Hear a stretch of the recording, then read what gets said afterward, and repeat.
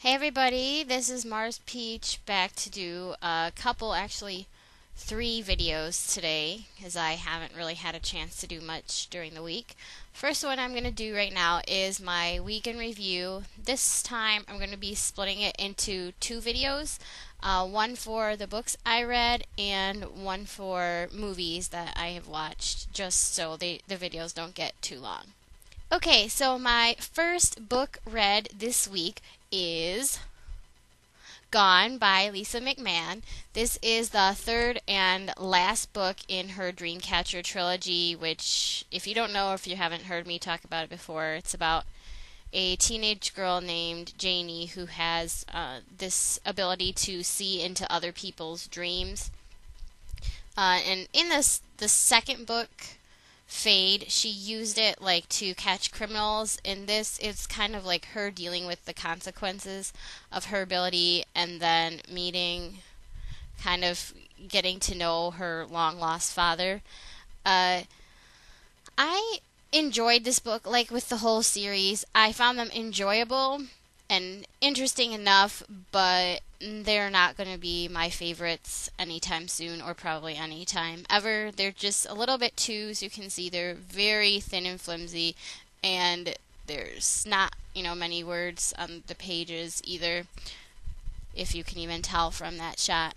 Yeah, interesting and enjoyable, but not quite exactly brilliant. So I think I like actually the second book, Fade, the best because it had more of a plot, more stuff going on than either the first or the third book did. But I'm still giving the series as a whole, well, plus this one, Gone, gets a 7 out of 10, as well as the whole series. I've given them all a 7 because they're good, but they're not masterpieces. 7, 7, 7, and then the whole series is a 7. And I think maybe if I were younger, I would have, maybe they would have been my favorites. I think younger teenage girls will find them more fascinating than I do. They're just not quite up there for me.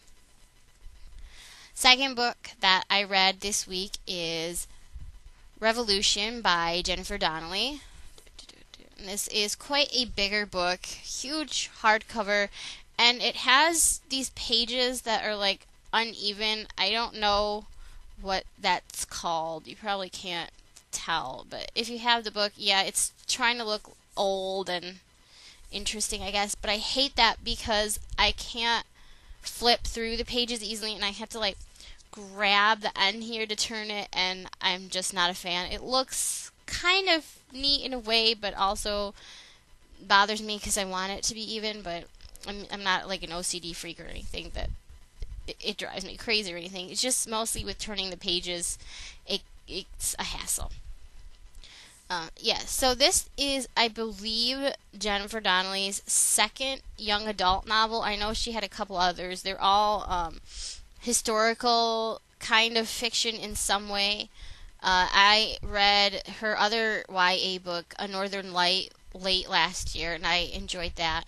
And so I heard good things about this one, and I picked it up too. This one is kind of different in that it's not set entirely in the past. It starts out with, there's this girl from Brooklyn, Andy, who has she had a traumatizing experience happen to her a couple years ago, and so she's very depressed and kind of acting out and having trouble, and her dad makes her go with him to France to work on a school project so she doesn't flunk or get expelled from school. And while she's there, she finds this diary of a girl from the Revolution era in France, late 1700s in France, and she reads that, and you get, the present and then the past in the form of the diary entries from the girl. Alex, I think, short for something like, Alexandrine.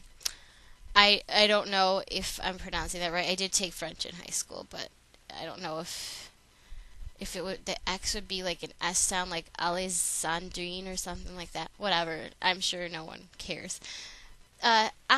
Starting this book out, I thought the beginning was very, very strong, really good writing, and the heroine, Andy, was very annoying, but understandably so if you find out actually pretty early on vaguely what happened, and then later you get more detail of the event. And actually, I think it tells you in the blurb here.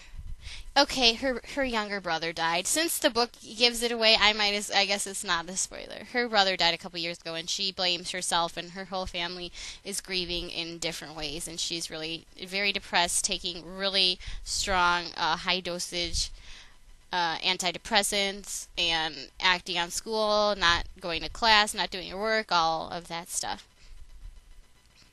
And I usually don't like just contemporary fiction dealing with real people and real problems. I like either.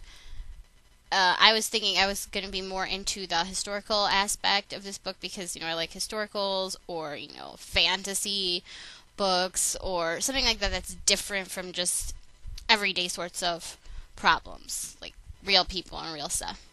I actually found the parts with Andy the beginning very strong, and then when we got to the diary and everything, it was still good, but it was a little bit let down by the strong beginning. It was delving kind of a little bit melodrama in the diary entries, and it was good, but it wasn't going to be, a brilliant 10 out of 10 book for me once I got about that far into it. And then towards the end, there is this like kind of twist-ish in something that happens. I'm not going to give it away.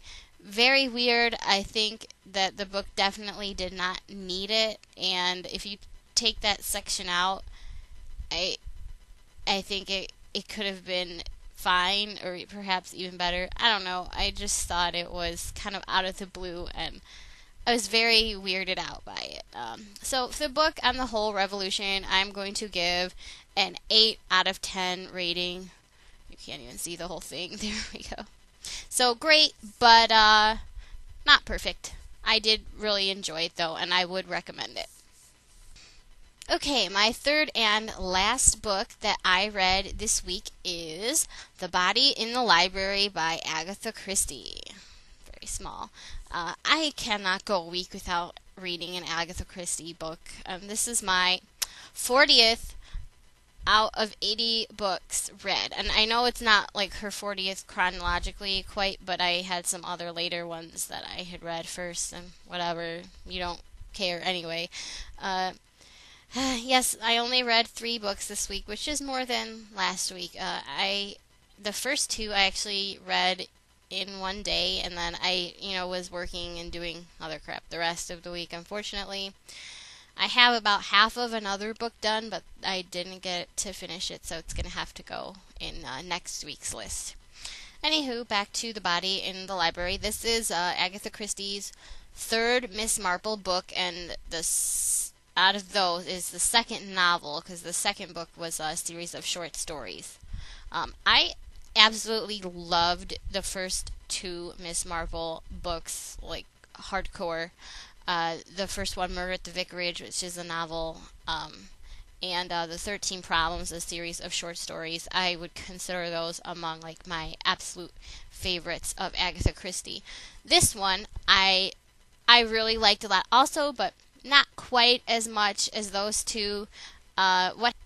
What happens in this book is the body of this young woman is found in this older couple's library, and they've never seen her before supposedly, and the wife gets Miss Marple's help in trying to identify the woman and find out who did it, because suspicion is starting to fall on her husband, and she pretends the whole time that she's just doing it for the fun of it, but really it's for her husband's sake. I enjoy this book a lot, and the only thing about it that was not quite good enough, I guess, was that compared to those first 2 Miss Marple books, it was not quite as brilliant. I love Miss Marple as a detective. Like, she's just a little old spinster lady, knitting in the corner that people, until they know her, they don't pay much attention to. They don't know, like, how brilliant she is and how well she knows, human nature, and that helps her to solve crimes because she just knows people, even though she lives in a small village. She feels that human nature is the same everywhere, so she's able to use parallels of how people act from the village, pretty much, to solve crimes, which is totally cool. This book I am going to give probably a 9 out of 10 rating. Not a 10, but still very, very good if you like Agatha Christie. I would definitely recommend this and all of the Miss Marple books, at least the ones I've read so far, because they're totally awesome. Okay, yeah, that is all of the books I've read this week. Kind of disappointing because I wanted to do at least 4 books this week, but it just wasn't in the cards. Had too much work and other crap to do. I will see you again for my movie review video and next week for more books.